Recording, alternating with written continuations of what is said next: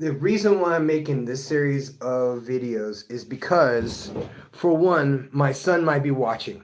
My kid, that's in Germany right now, might be watching. See, he has a fraction of a timeline. He doesn't have any other portion of the timeline from the time I left Germany until present day. So I'm gonna go over this so that anybody who doesn't know knows that. Let's see. I was after the military. You see, I didn't go back to the United States. I didn't go to the United States. I went to Puerto Rico. In Puerto Rico, the VA hospital put an express lane for war veterans. So I had been on hold for a couple of years. And just so you guys know, the Miami VA is packed. It is, and at the time, the crime was really, really bad, and parking was impossible and stuff like that. Someone invited me. I ended up going to Puerto Rico. Ended up staying there for a few years while I was in therapy. But Puerto Rico was great, and here's why. In the Miami West Palm VA system, and we're talking about like early 2000s, right after the war, the second invasion. I think it was like 2002. Okay, 2002. I was hospitalized. Let's see, 30 times. 30 times I was hospitalized. So eventually I ended up going because I couldn't get a regular appointment. For one, if you're a homeless, penniless, suicidal, homicidal, homeless veteran and you don't have a ride, you can't get to the VA to get help. And they don't exactly have homeless shelters around the VA. They're like 20 miles away, 10 miles away. And what happens is that these are for us fellows that fall between the cracks. Guys that come out of the military with a rating already. You go to the VA. You have a list of appointments you got to go to. It's like in processing, and so they do pay for your time and travel going to the VA and back. But let me just cut to the chase because we were talking about Panama, and the reason why I talk about Puerto Rico first because the whole time I'm in Puerto Rico was a practice for living in Panama. Because Puerto Rico, even though it's part of the U.S., it's a territory. Excuse me. I didn't have my child support paid off. So as I had, I think it was like $1,500 left to pay on child support, when it was finally paid off, I was able to renew my passport.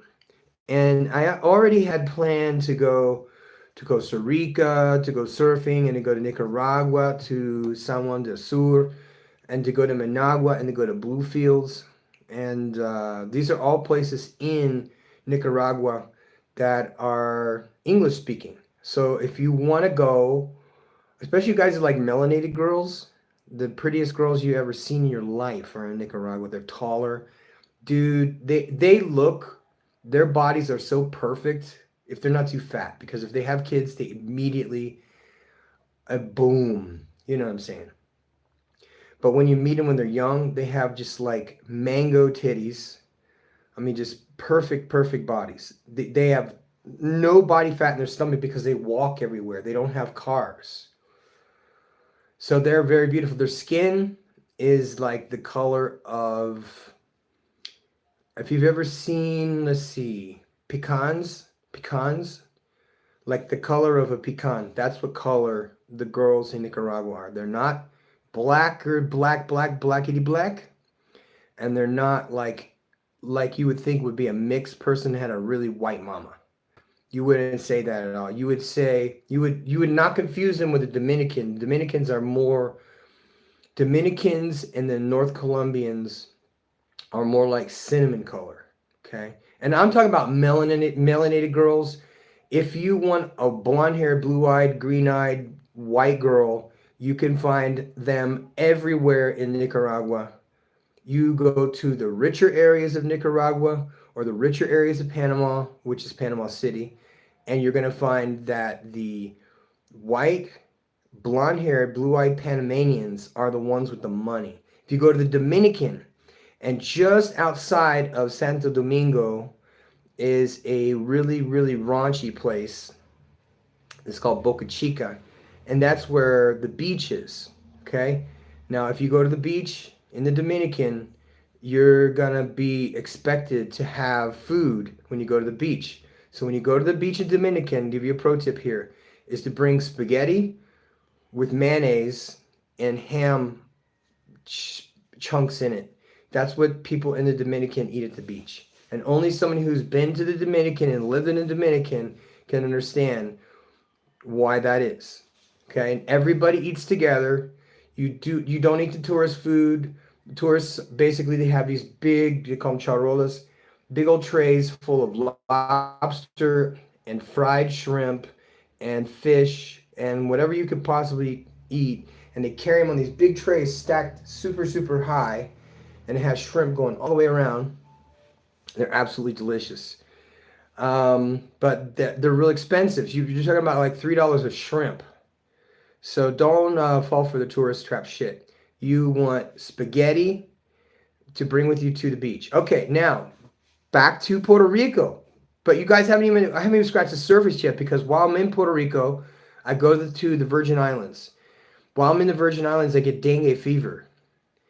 I'm down in the Centro, which, by the way, early in the morning. You guys know I get up at 4:30 every day. So me getting up, I have to literally wait 4 hours for anybody to get out of bed. Any country I'm in, because everybody gets up like at 10. In Latin America or in Caribbean. So, okay, the reason why I went to the Virgin Islands is because it also is part of the United States, and it's a community. So I end up going, it would cost $50 to fly from Fort Lauderdale to the Virgin Islands. If you've never been to the Virgin Islands before, let me describe it to you. It's like Jamaica, a miniature Jamaica in the United States, an island. It's an island that is just literally just Virgin Island people. If you didn't know the difference, you would say they were Jamaican or Trinidadian, because they all have dreadlocks. There's reggae playing 24 hours a day, anywhere you go, all the time. A handful of little casinos there. If you guys didn't know this, I used to play professional blackjack in casinos in tournaments. And tournaments are different than degenerate gamblers going and blowing all their money. A tournament is basically you against a bunch of degenerate gamblers who get to play for free. If you win, there's a jackpot at the end, and it's like $250 or something like that. And so you can't count cards. You can't do any of that stuff. It's just strategy of convince. It's a little bit like poker, and it's a little bit like, well, it's strategy. And you have to be the one who has the most money left over after the round goes. And if you win, you move to the next table. I've won so many times that they asked me if I played professionally. And I'm like, no, what are you talking about? So I ended up having to leave that casino and go to another casino. And what I started doing was tracking all of the casino events. And so I would be, because a lot of times they won't advertise a blackjack tournament, because they know that all the fucking real players of blackjack that count cards and do all this shit will all show up. And then all the people who don't know how to play blackjack, who are just degenerate gamblers playing slot machines, go, ooh, what's this? Oh, it's a free blackjack tournament. Hey, Marge, let's go play blackjack at the tournament, because it costs anything. You don't have to buy in, which is why I would go to all the tournaments. You get all the free food from the casinos. I drink coffee a lot, so I would just have their coffee because they have the machines and shit. And I have a double espresso with a little bit of heavy whipping cream, and I'm gold. And I would just sit there and I would sip on it. And I know exactly how to play out a shoe in a tournament. So all I had to do was just sit there in the tournament, and all the degenerate gamblers that were playing slot machines, they would come and sit, and they would just make dog shit decisions playing blackjack. You know what I mean? Like, not splitting eights, or knowing basics of blackjack. So I would beat them, and then I move on to the next table, and I would beat them. So this became like a thing. And in Puerto Rico, the reason why I mentioned Puerto Rico before I talk about Panama is because the rules in Puerto Rico are different than they are in Panama. So if you are so used to playing, there's like these little nuances of blackjack that in some countries you're allowed to, in some countries you're not. Now, I only play blackjack they don't have the shufflers, okay? If they have an automatic shuffler, they will instinctually, you won't win anything. It's a tournament's a different story, but if it's a regular count, you just have a dealer as a stack, he has a shoe over there, and usually there's 6 to 8 decks of cards, and you can determine what the outcome is going to be if you know what is going on. So you have maybe 5, 6 players in a tournament, and these are just degenerate gamblers who have never played blackjack in their life. By the way, the prize at the end, whoever wins all the tables wins like $250. Sometimes it'd be like 500. They don't advertise for these things. So when you go to a different country, you check the calendar of events. See, what they'll do is they'll advertise for maybe like poker, Texas Hold'em, or something like that with a big pot, and they'll focus all that shit over there to that. Or they'll have like some kind of crazy like slot machine legacy thing where they got like the big monitor above that has like a big jackpot, has like $1 million in it, and it hasn't been won every single time. Those are the nights that you go and they have tournaments for free for blackjack. So if you were a poor son of a bitch like I was, see, what I'm saying is that veterans don't exactly, or not exactly flush with cash. Okay, so we go places where we can eat for free or cheap, and do what I would call in vivo therapy. I'm getting to it. The reason why I'm talking about Puerto Rico before I talk about Panama, because it's all interrelated to why I left. So as time goes on, I go to the Dominican Republic and I learn to play the Dominican version of blackjack. I go over there, I play, I actually win. And as soon as I start winning, and that is when I started getting all this fucking attention from security at the casino. Now, I never, ever, ever, ever play for more than an hour and a half or so. Normally, what I like to do at casinos, because if you have PTSD, the noise and the overstimulation that you get in a casino, it's like therapy sessions. The therapy sessions that you're forced to listen to fucking just horrible music or whatever while you're listening, while you're watching the light, okay? And then it changes to like peaceful music, and then it goes to back being just fucking scramble your brain. Well, that's what it's like being in a casino for more than an hour for a person with PTSD. What is good is that if you can get so good at your craft, which for me, doing tournament blackjack is just for fun, but I know how to play, so I just walk away with the prize. That's it.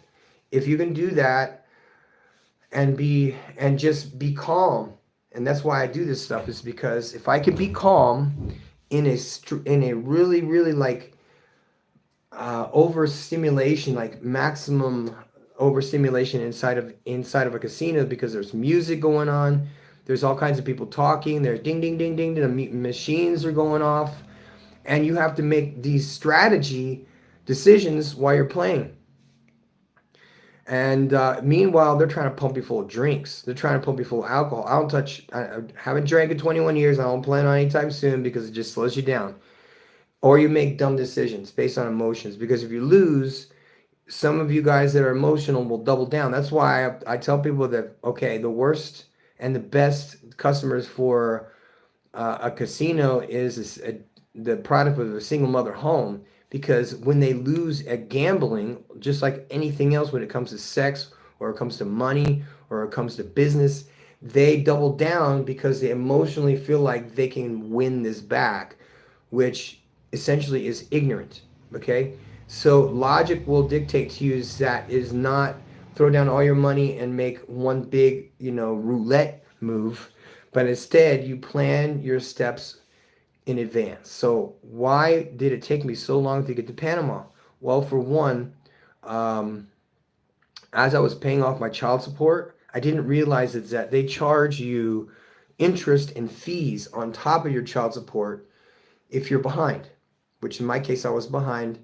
And if you're a disabled veteran or anybody that's disabled, there is a form that you fill out in the courthouse that allows disabled veterans to get a waiver to waive the fees because the mothers and the children don't benefit from court fees.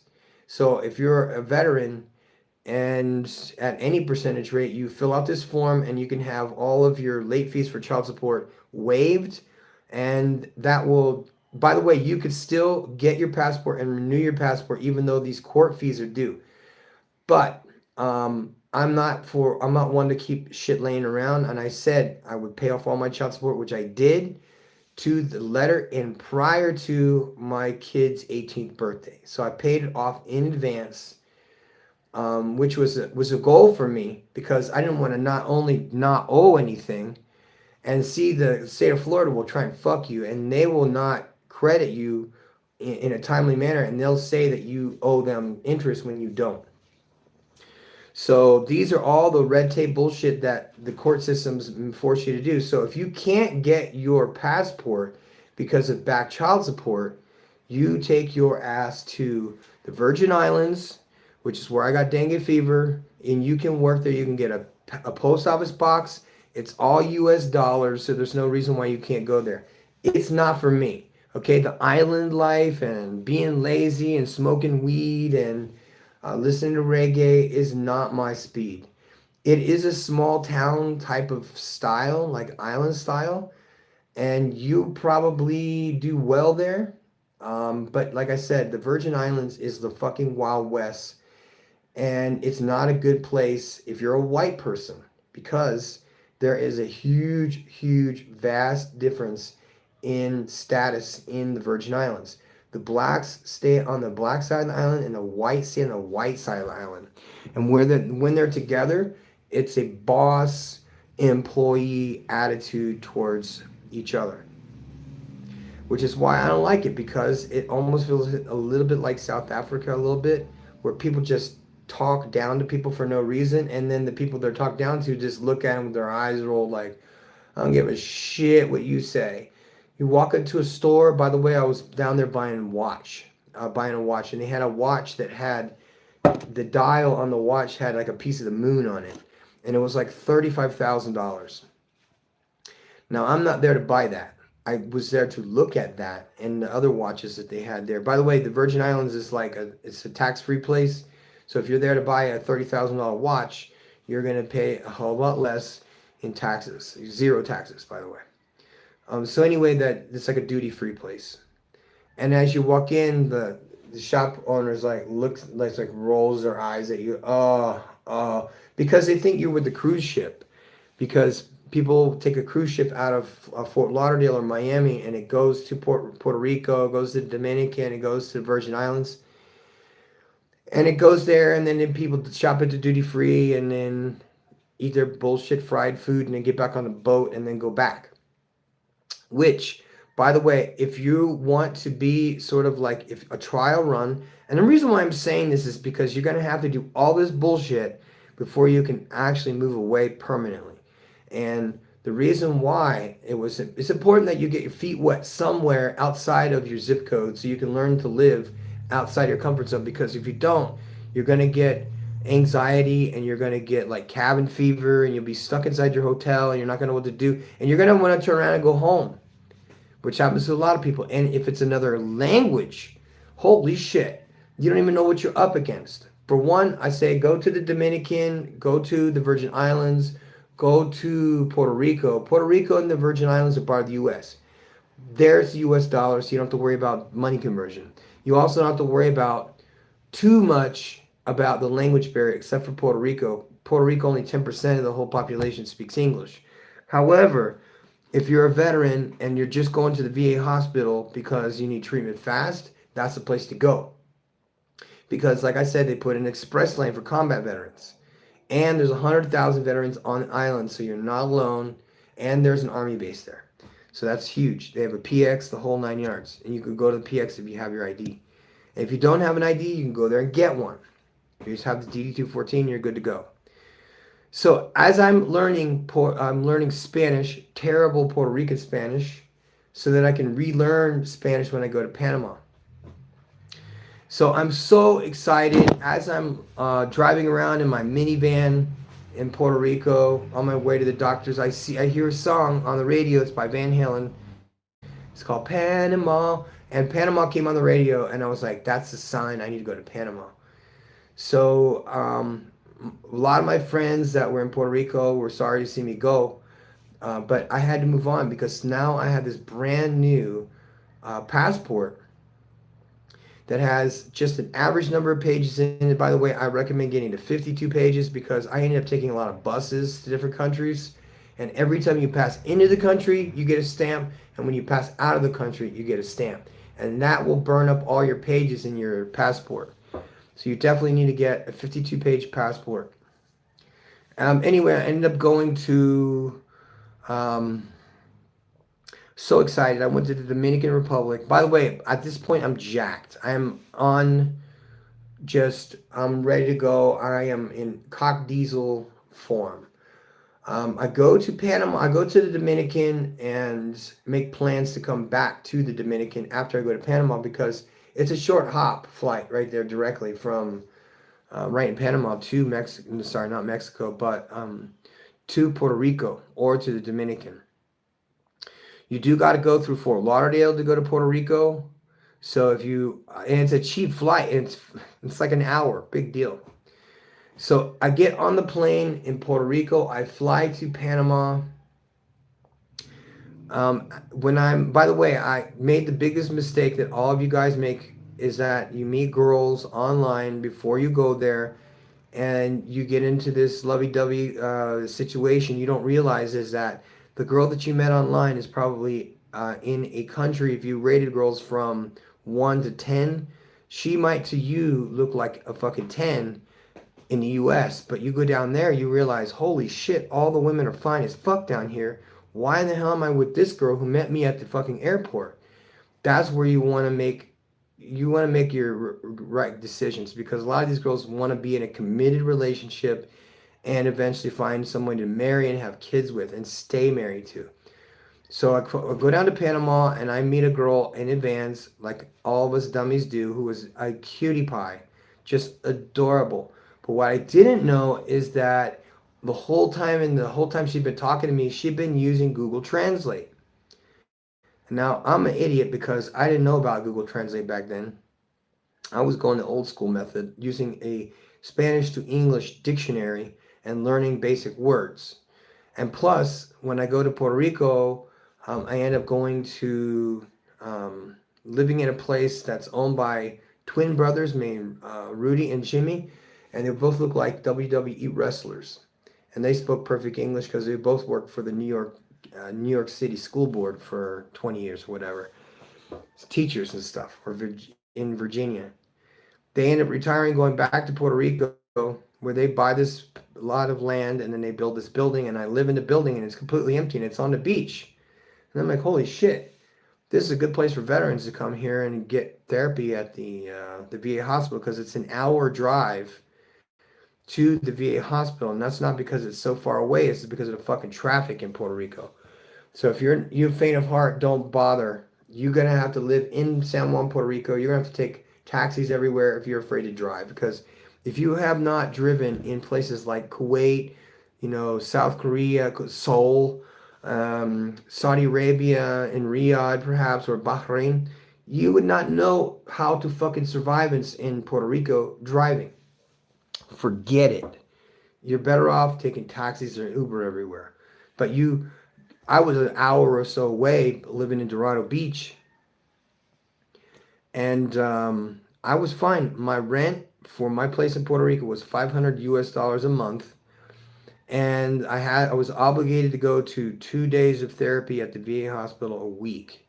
So I was going to 8 appointments a week. And I needed to do this because I had nightmares every single night. I was petrified. For the whole time I was in Puerto Rico, I probably went to the beach twice. And one of them was for a surfing competition. It was literally outside of my house. Um, because that's what we got. My neighbor, by the way, was another veteran.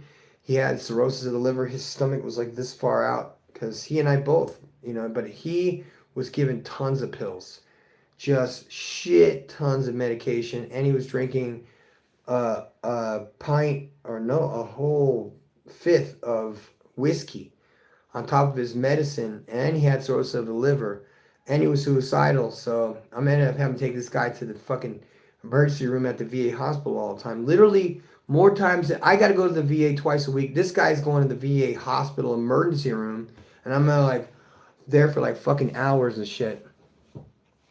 And I'm like, bro, you got to quit drinking. I quit drinking. You could quit drinking. I was probably worse than you. You could quit drinking. And for some reason, boom, he was doing fine. I was taking him to the hospital. He got his stomach drained, had like 12 liters of fluid coming out of his stomach. He looked like a pregnant man. And his family comes and gets him from the fucking hospital. And I'm like, thank God. Now he's good. See, I felt bad. I didn't want to leave the country with my friends still dying of cirrhosis of the liver. If he died, can you imagine if I left and I couldn't take him to the hospital? And he's so fucked up. He couldn't even walk. He was like bone skinny. His arms were like my wrist. And his biceps were like this. But he had this big fat stomach. He was pale white. And he was from fucking Arizona, of all places. And Puerto Rico's all sun. I'm like, I can't leave. Thank God his family finally came to Puerto Rico, got him in an emergency medevac, and medevaced him to Arizona, put him in a hospital there. I mean, he was a mess. I thought he was fine for a while, but then he ended up fucking up again, and he was like hiding out in his house, and he wouldn't answer the door. He had 2 cats that like pissed all over the place, and he had leaf bags like this big with bottles in it of whiskey. So I could not go to Panama until this guy was taken care of, and I was like, I don't want him to die. If I leave now, he will die. He will die because no one gives a fuck about this guy. The landlords don't see him. It's the only time I have to, save this guy's life. So if you think about this, if I had moved to Panama, by the way, the guy's name was John, and John, I think he was just shy of 20 years getting out of the military. And so when he got out of the military, he went straight to Puerto Rico because he hated his mother. He hated his mother. He didn't want to go get out of the military. He goes back to the States and go live with his mother, who just nya. And then when I met his mother and his sister, I understood. Because like he had 2 pet cats he had for his entire career. Big old fucking fat cats. When John went to the hospital, his parents came to his house, opened his doors so his cats would escape. So basically his cats who were literally sheltered their whole life with John, because he drank around the clock, basically these cats were perfectly taken care of. But when John is taken out to the hospital for fucking cirrhosis of the liver, and his parents come here, take all of his belongings, leave all the shit, leave like garbage bags, leaf bags full of booze bottles in his house, and then shoo his cats out who have never been outside alone in their life. That tells me a lot about these people. While he's in the hospital, his mom and his sister decided to go downtown fucking sightseeing. Because, they're in Puerto Rico. They got to go see everything, while John's in a coma in a hospital. Meanwhile, they're like, oh, so worried about John. Oh, my God, thank you so much for taking care of him. I'm looking at these 2 people and I'm going, wow, what total pieces of shit. No wonder why he wanted to get... I can't imagine him waking up from this fucking coma he was in Arizona, to his mother and his sister. And I imagine they're just queen of the guilt trips as it is. John goes back to the States, goes to Arizona. I talked to him on the phone maybe once or twice. Talked to his sister once or twice, but that was the end of it. and I go to Panama. And Panama, like I said, when I got off the fucking plane, it was like a hair dryer hit me in the fucking face. That's how hot it was. It's so hot that even the fucking cockroaches had like sweatbands on and shit. I get into, let's see, I walk outside the airport, sorry, and I see this girl who, like I said, my first girlfriend in Panama was very short lived because I had been talking to her for 6 months prior to me going to Panama. I go to the hotel with her. We get down, chaka chaka chaka, and she goes to home, and I ended up going all the way across the country. Now, just so you guys know, just because a lot of these girls are poor and don't have anything doesn't mean just because you have money or you're an American that they're just going to uproot and go with you around the fucking world. They don't work like that. They're not going to just disrupt their lives because you came into it. It takes time to get to know these girls, and you got to meet their families and stuff, because these are not just girls that are just broke. Okay, these are people who actually have jobs and families and careers, and some go to college, and some still live with their family. So for them to uproot and go with your gringo ass to Bocas del Toro because you want to go live on the fucking beach around a bunch of old people's old farts. You're 40, she's 25. She's gonna be bored out of her fucking mind going to a place like Bocas. Bocas del Toro is like a beach town in Panama, and it's all gringos. I didn't go there. I went to a place that's called Chiriquí, which is called David, which is on the border of Costa Rica. It's also the hottest motherfucking place in all of Central America. In fact, if it's not, it's right up there with Saudi Arabia hot. It is so damn hot. So I get there, and I'm immediately doing exactly what I did in Puerto Rico, and that is talk to girls online. It wasn't apps back then. Back then it was just websites, because the big website back in the day was Badoo. Badoo would be like your Tinder today, or your Hinge, or Bumble, or whatever. And it was an old school, typing letters back and forth. There was no instant messaging.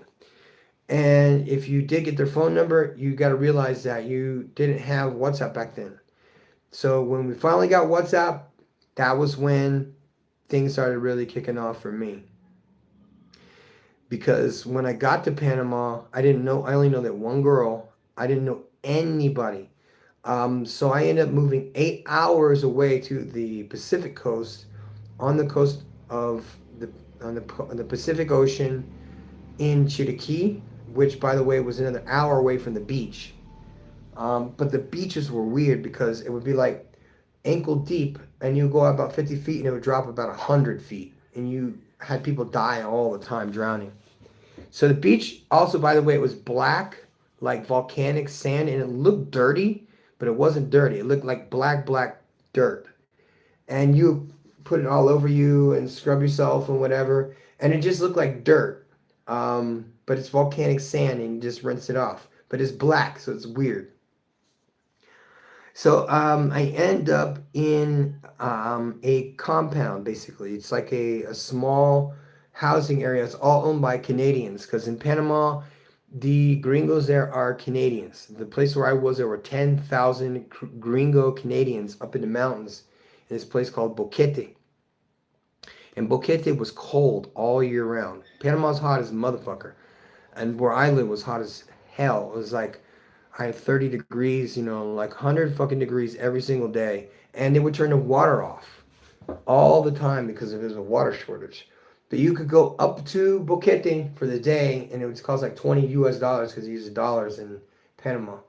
And you walk around and buy your tourist shit, and you eat your tourist food and all that stuff. Maybe go on a tour into the jungle, go look at monkeys and stuff. One of my friends actually owned a fucking zoo there. And it was so weird because I knew this guy. I knew his name. I was like, that fucking name. I know that guy. He was from Colombia. I knew him as a kid. He got deported for doing some dumb fuck shit. And ended up going to Panama, married an American lady or Canadian lady, and moved to this one small mountain town in the middle of bumfuck nowhere, Panama, on the border of Costa Rica. And I'm like, of all the fucking places in the world, how is it that I'm running into you? Well, the guy was cool, but the problem is that he lived up in the mountains and he had his wife and his business and his zoo and his friends, and his wife cooked really good. And I'm way the fuck down the mountain, down in the hot part of hell. And so we had made plans to, hook up and talk about shit and catch up. And you'll learn this really quickly about people in Latin America. It doesn't matter if they're gringos or Latinos or whatever. These motherfuckers are never on time, or they just don't show up. And if they don't show up, they don't call to say, oh, yeah, you know what? I couldn't make it. None of that shit. They just don't care. They don't care about your time. And I've just, I mean, people who are set to make money off of you will be late or won't show up at all. I'm fortunate enough, I mean, I have one architect. Him and his outfit are so like ready to work and do their thing that they're always on time and they always pay attention to detail and all that stuff. And it's run by Güeros. So anyway, that's neither here nor there. I go to Panama and I meet like all these gringos from Canada.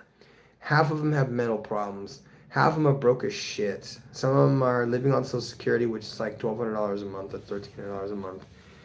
And these people are in their 60s and 70s living in this place that you could just like push them over. And what was happening at the time in Panama up there was they were having strong armed robberies.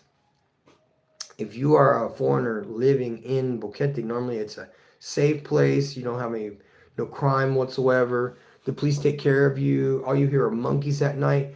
No, motherfuckers were breaking in to their employers' houses at night and holding them hostage, stealing all their shit. Literally every single thing in their house would be stolen. There would not be a fucking mattress or a lamp or even a light bulb on the ceiling. They would steal everything. They would steal the sinks, the dishwashers, the stoves, anything of value in that house would be stolen. That is how severely bad they steal in Panama. I'm not even kidding you when I say that it is really not a place for the weak. And for fucking many years, and it still is, it's a place for retirees to go and left to be fuck alone and spend their time tasting wine and meeting with their friends. And that's what people do in Boquete, Panama, is drink wine and sit around bitch about Canadian politics. And now fast forward into all these years later, now you would say they were right. But that's not the place for me. If you are like a guy who's a retiree who just needs a place to just wake up, drink coffee, smoke cigarettes all day, and chase hookers, that's your deal. That's fine. You can go there and die slowly or quickly, however happens. That ain't the life for me. No, there is a volcano there. And if you leave at midnight, you can walk up the volcano, and by 7 a.m., you'll get to see the sunrise. And you can also see the Atlantic Ocean and the Pacific Ocean on the other side. So if you are in Panama, go to Volcan Baru. You can ride a motorcycle up that motherfucker if you want. My friend wrote a book about it. He said it damn near killed him. So I would probably do the hiking thing. I wouldn't ride a motorcycle. But on the way up, it gets colder and colder and colder and colder. So in your backpack, you're going to need to get a nice, heavy, hefty jacket. So what else? Monkeys are not cool. They'll jump in your fucking girl's hair and pull her fucking eyebrows out. So if monkeys are cool. They're fucking cool at first, but then they're just annoying. Okay, so all you guys are thinking about moving down here, oh, it'd be so cool to have monkeys. Motherfucker, ain't nothing cool about monkeys. Monkeys are little demons of chaos. So that's what they are. What else? Okay, so I go from Panama to David. I go David to David is in Chiriquí. Now I'm planning on making moves, but I'm not sure where. I jump back on the apps again and go to Medellin, Colombia. Talking to this one girl. Hey, what's up? My neighbor's beeping the horns. I meet this girl from Medellin, Colombia. She's from Choco. She's got, a rack like this, ass. I couldn't believe how perfect it was. Teeny little waist. But while I was in Panama, I was with a Colombian girl. Problem is that she was, have already, passed the wall. Very, very jealous. Insanely jealous. Misconstrued everything I said. Assumed the worst. Was very into the side. Expected me to pay for everything. Had tons of surgery mysteriously, and I never understood how she got money to fucking get money to get tit implants. Could get her teeth done, her eyebrows done. Daughter had gigantic knockers too. All of them had just plastic surgery to the max. And I just wasn't with it because I'm like, you're doing all that for attention. Male sexual attention is the only reason why you. No, I do it for myself. Oh yeah, oh yeah, whatever. But that was my girlfriend while I was in Panama for that time I was in Panama. But I was all time planning my exit strategy. It was so fucking hot there. It was just crazy. I had a Jeep, and it had air conditioning that didn't work. So I was like, this is pointless. I drive to the beach, takes an hour. I'm looking at my temperature gauge the entire time. It's like maxed out, as hot as it could possibly be. I go to the beach. The beach is, like I said, what it was. It's really a place for families. If you don't have a family, you just kind of look like a weirdo going to the beach by yourself because it's not like girls laying out, with their girlfriend. You're like, hey, girl, what's up? You can talk to me, girl. It's not like that. You go there, it's circles of families. It's just like chairs and stuff that are already there. They have tables outside. They have like grills and stuff, big old rocks and stuff. And families just hang out there all day long and eat their spaghetti and whatever the hell else they eat. But you see, if you go there by yourself, you have to break through the force field just to meet people. But fortunately, in Panama, wherever this, I can't remember it was, this part of Panama, the beach was, I'll remember in a minute. But the beach is not like anywhere else, okay? Like I said, you go out about 50 feet and it drops about 100 feet in depth. So a lot of people die. There are not any waves, so you're not going to be doing any surfing. Except there's like Bocas is a different story, but where I was, no. Los Lomas, Las Lomas is the name of the beach that was in Panama, Las Lomas. And it's about an hour away from where I was. Now, like I said, back to what I was talking about. Back in those days, we didn't use apps. We used a regular website to meet girls. And in Latin America, it was Badu. Badu was the name of it. And I was 100 out of 100. If I set dates with one girl, they always showed up. And it was strange because when I look back, I realized that every single girl I went out with on those websites, I ended up hiring as employees later on.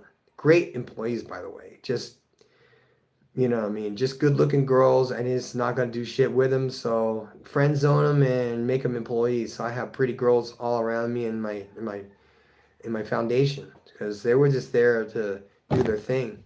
Met a nice girl in Colombia. She was black. She was from Choco. She had 2 kids.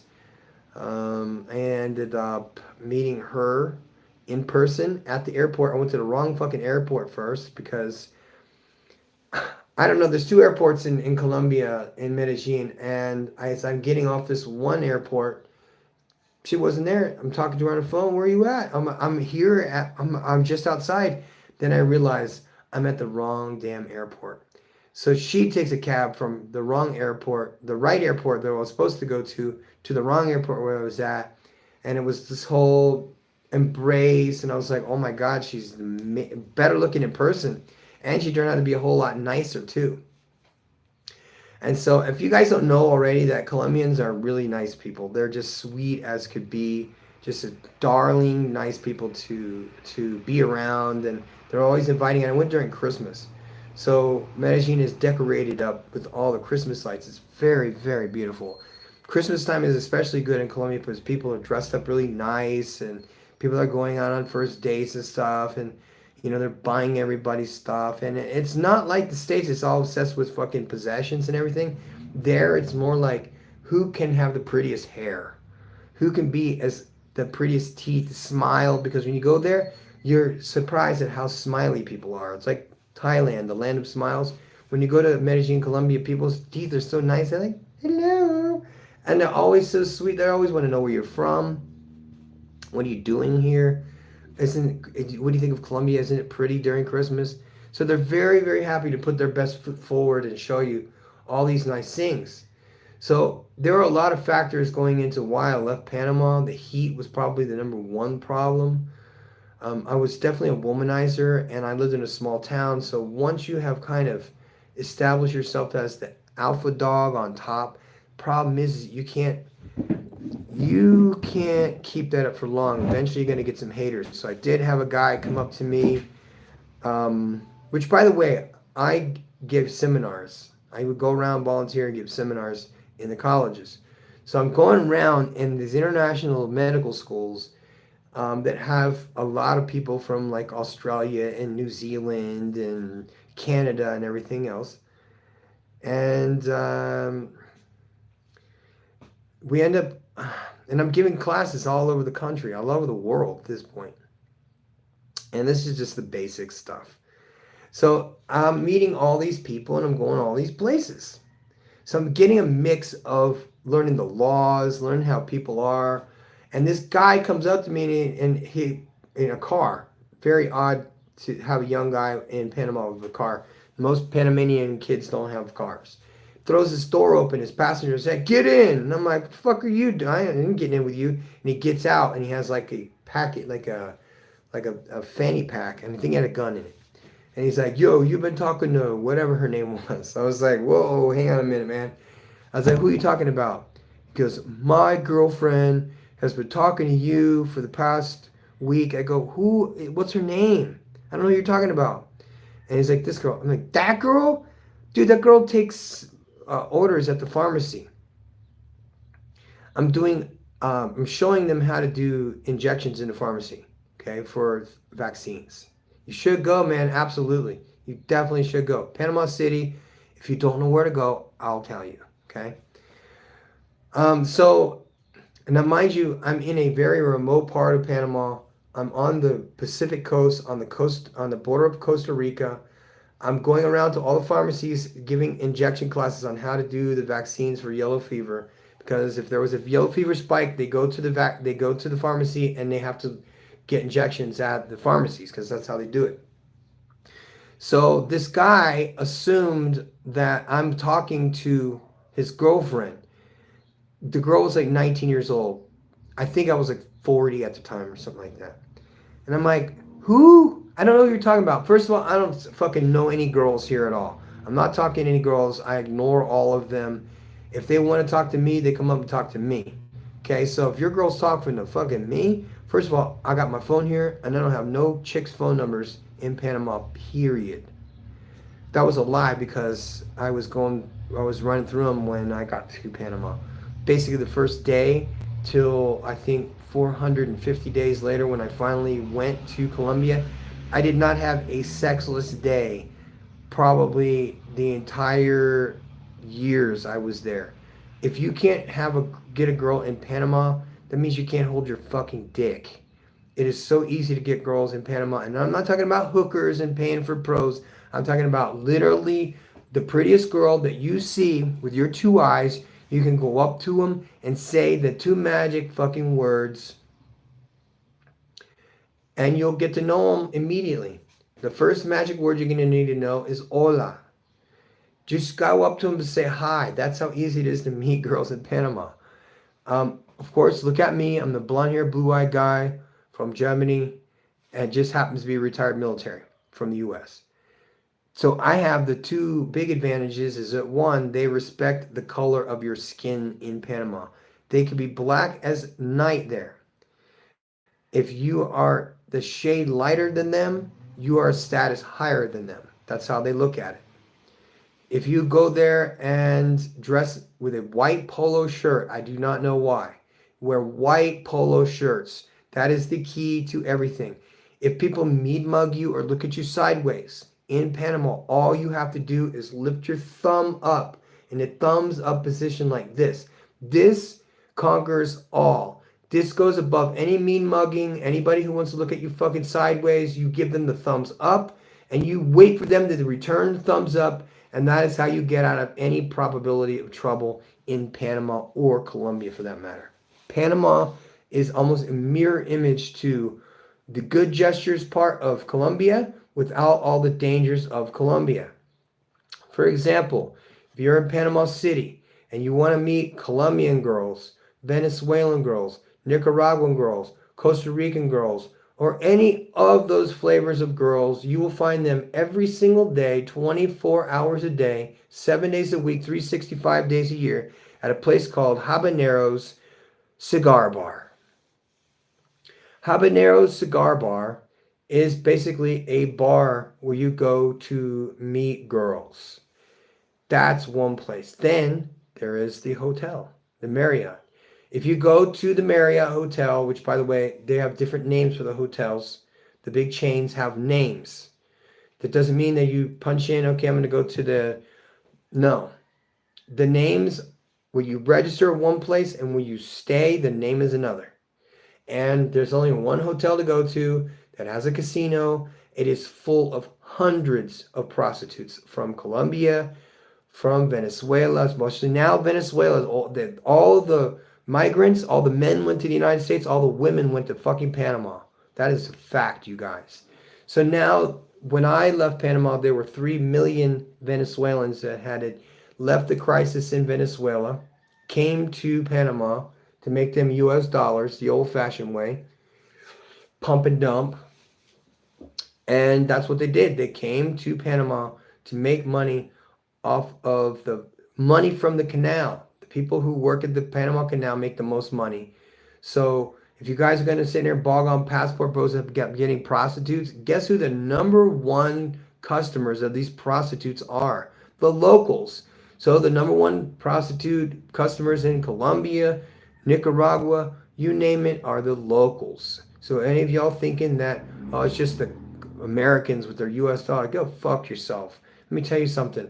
Here in Mexico, I'm the poor guy where I live. Okay? The people who live around me are rich, as in US level of dollars rich. Okay? That's a lot of fucking money. If they lived in the US, they'd be richer than the Americans. So ping. Mexico is a lot richer than a lot of these countries. But anyway, back to Panama. Panamanians make about $3 a day in income. That's how much they make every single day, and a lot of times they work 6 to 7 days a week for 12 fucking hours. So if you go to Panama and you pick a poor girl, you're going to get poor results. You're going to end up living in a poor neighborhood where her fucking family is mooching off you every fucking day. No, you want to go out with a rich Panamanian. The ones that live in Panama City, that live on Balboa.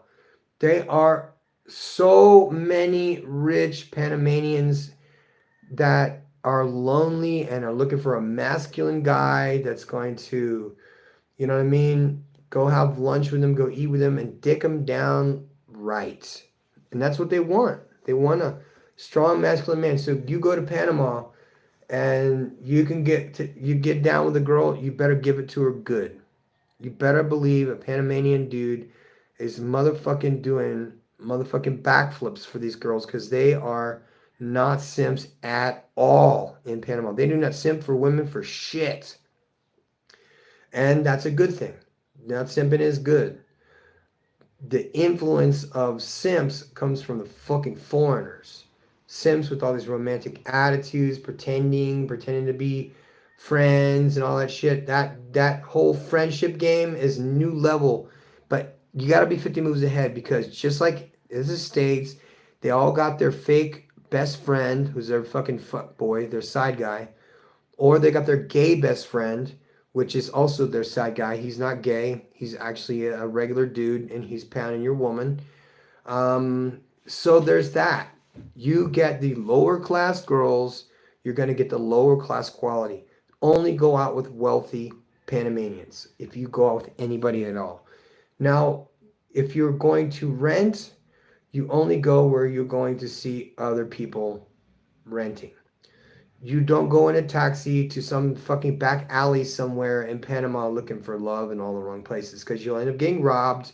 And the taxi drivers in Panama City are fucking assholes that'll run you around in circles. They basically charge you $10 to go 2 blocks because they just don't want to tell the fucking truth. Panamanian people in general are relatively nice, but they're very, very, very, very racist towards everybody. Actually, it's a combination of xenophobia because they don't like foreigners being in Panama. No matter how good or bad or beneficial you are to the country, they don't want foreigners there. And that's because of Colombians originally, and then eventually Venezuelans because of the massive exodus of their country. Passport Bros, this is the perfect opportunity for you to go down to Panama, literally pull the prettiest girl you've ever seen in your life out of a herd of women that are not prostitutes, who might be a doctor from Venezuela, or perhaps an accountant from Colombia. In my case, I married a federal judge who was from Colombia. Beautiful, nice person, smart, great family, all of the benefits of all that stuff. Why did I leave Colombia? Why did I leave Panama? Panama has had a thing called Panama Papers. Panama Papers basically went after every single person who was a foreigner in the country to go after ill-gotten gains. And a lot of the NGOs, which is the non-governmental organizations that help, let's say, indigenous people, which is what I was doing there in David, was to help the indigenous population and help them rise out of poverty or teach them how to do basic things. In my case, I was teaching all people how to do vaccines, how to do injections for yellow fever. And I was just a volunteer, so people automatically assume if you're there in their country, you're a rich guy, you're a target to be robbed. Which my first house in Colombia got robbed, my second house in Colombia got robbed, my third house in Colombia got robbed. And it wasn't because I was not locking the fucking doors. Okay, locks are made to keep honest people honest. Okay, I had carpenters in my house the first time. Nobody even lived in the house. It was empty. Put a box of stuff down, they steal the box, and it has a box of checks in it. Well, checks are useless in Colombia. What do? They mail them back to the States and then start forging checks and trying to post them all over the fucking world to a checking account for a business I had like 20 years prior. So that was bad. Why did I leave Panama? Besides the weather, the food fucking sucks, period. The coffee is amazing because it's grown in volcanic land, and the soil is great. Panama City's better if you want to live a more normal life. You can have a phone out on the street. You can have a nice car, not a problem. But now, because of the invasion of Venezuelans and Colombians, the men from those countries are, a majority of them are the bad ones. The ones that were going up to the States, migrated up there and went with the whole people that invaded the United States. They're not the ones just leaving the fucking campus, you guys, okay? If you have not experienced wildness before, you're about to. These are people who have never owned a helmet in their life. They've never driven a motorcycle that has a plate on the back, and they don't give a flying fuck. They're going to New York, and they're getting stopped by the police. They're like, well, what's the problem? Well, you can't deliver DD on this stolen motorcycle and not have a helmet. And you have to have insurance, and you have to have plates, and you have to have a driver's license and all that stuff. They're like, what are you, driver's license? Please. And the cops are just letting them go. They're just like taking the motorcycle, and they just go get another one. Just go get another one. So the Venezuelans that are in the States now are not used to rules, period. So reverse that. You're an American. You're used to fucking dealing with stupid fucking rules. Come down here, and then you get to integrate into a society that has no rules. I mean, no rules within reason. And I'm not talking about just prostitution, because prostitution, I mean, to me, it seems like a tourist attraction. Like if that's your thing and you're so hard up that you need to get pussy like that, you can, and there's nobody gonna stop you. Anywhere in Latin America that has a large population of people with money, there's gonna be prostitution. There is always a divide of the haves and the have-nots. And let's face it, man, there's more prostitutes in the United States than there are in Latin America combined. So y'all want to play that card. But it's so much easier for a guy like me that's relatively good looking, that can pull a girl from practically out of a fucking, like pulling a rabbit out of a hat. You literally could pull one from the herd here. Not that they're desperate, but you're different. And Panamanian men are womanizing motherfuckers. So seeing you, a blue book carrier, that's down here for what? Oh, you want to live down here? Oh, I'll be more than happy to clean your house, suck your dick, show you around, let you meet my mom in exchange for a gallon of white paint. I'm not even joking, you guys. My boy, when he went to Costa Rica for his first trip, he met a girl. Remember those girls who were making fun of all the passport bros and saying that we were down here meeting like dirty foot prostitutes and all that stuff? This guy actually met an indigenous girl who had the dirty foot thing that was being described. Literally one of the poorest people from one of the poorest areas of Panama I've ever been to. I mean, I wasn't afraid when I went there, but believe me, there's a good reason why these guys stay drunk around the clock. I go there, I meet his wife, I meet her family, and I'm like, these people are wild. Like they don't have or carry the same mannerism or characteristics of like modern people.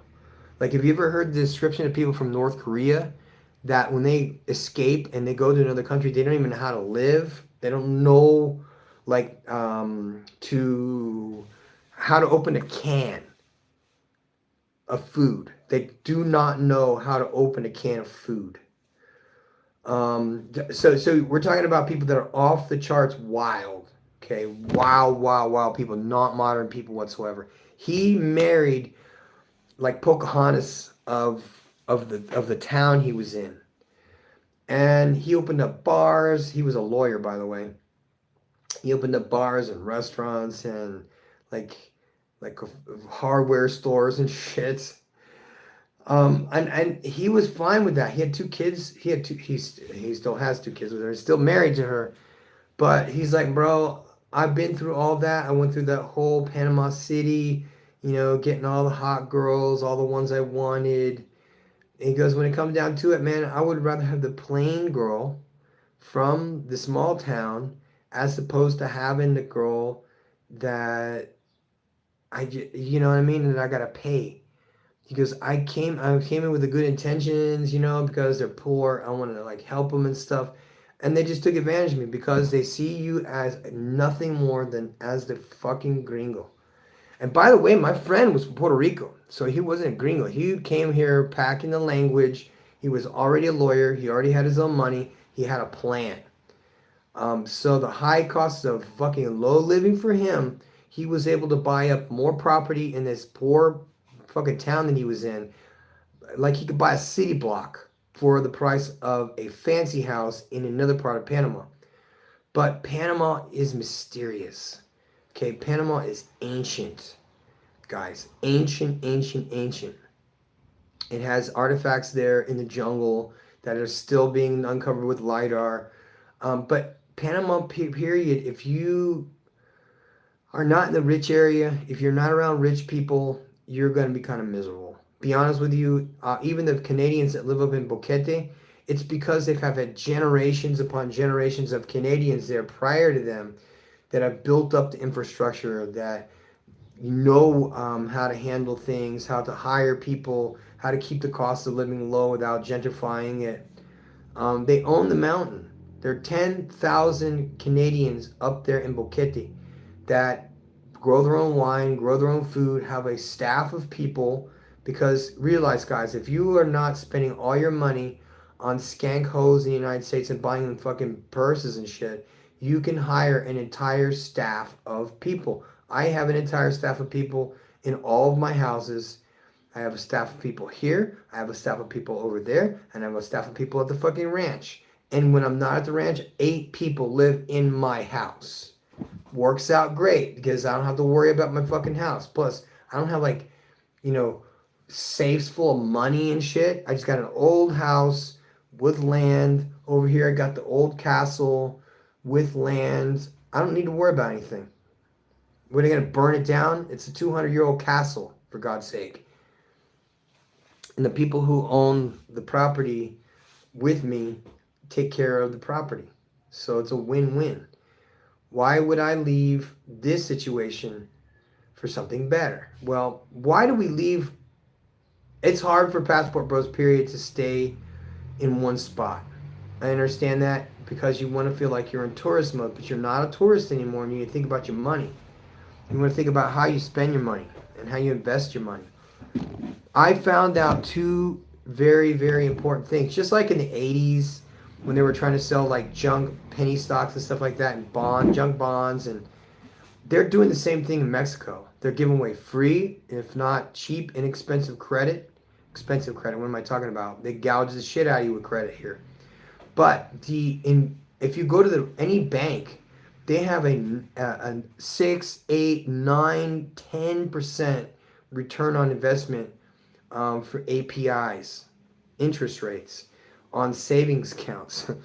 You can actually invest in the stock market here. And right now they're pushing 2 stocks specifically. One is called FEMSA, which basically owns all of Pepsi and all of Pepsi products distribution. And the other is Pemex, which is the main petroleum company in Mexico. Those 2 stocks are being promoted right now for people to buy, normal, common people. In the United States, they did the same thing. Everybody used to own stocks before the 1929 crash. So, you see what I'm saying here, guys? All you have to do is watch history repeat itself. Put yourself 20 years in the past, and that's Latin America. So you can actually see the future no matter what country you go to. You can always have a good time in any of these countries because you already know the future. Trailblazers like myself that were stationed in Panama with the Air Force in the 90s when it closed down, I think it was 91 or 92, the Trailblazers were the Air Force guys. How do you think we found out about Colombia? Because the Air Force guys were taking planes from Panama into Medellin, Colombia, spending their 3-day weekends there, getting just fucked by every goddamn beautiful girl you could just imagine, dancing the night away, salsa, and doing shots or whatever the fuck. And then going back to the duty station on Monday morning, clean as a whistle, ready to go, serve the country, and then tell every fucking buddy, hey man, I found the spot. It's called Medellin, called 2 L's, and they say G. So the Air Force guys are the ones that are responsible for finding Parquilleras, which is where all the rich people were. And in the 90s of all places, guys, that's when the narcos were active. So we have these American guys going down there, pounding out fucking punani like crazy, and trying cocaine for the first time.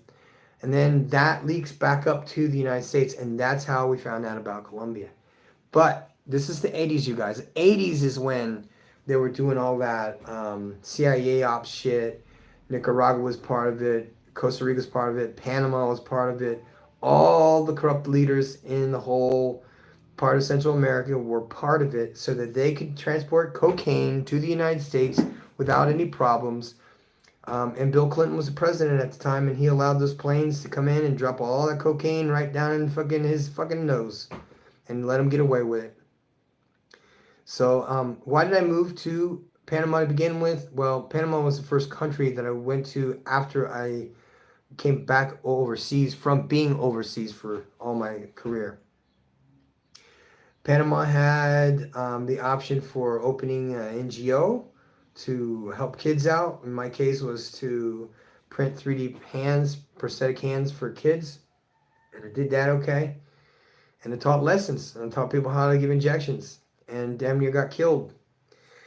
Why did I leave? Well, I met another girl, like I said, it was fine as fuck in Colombia, and said, well, this one's too jealous and has had way too much surgery and is going crazy.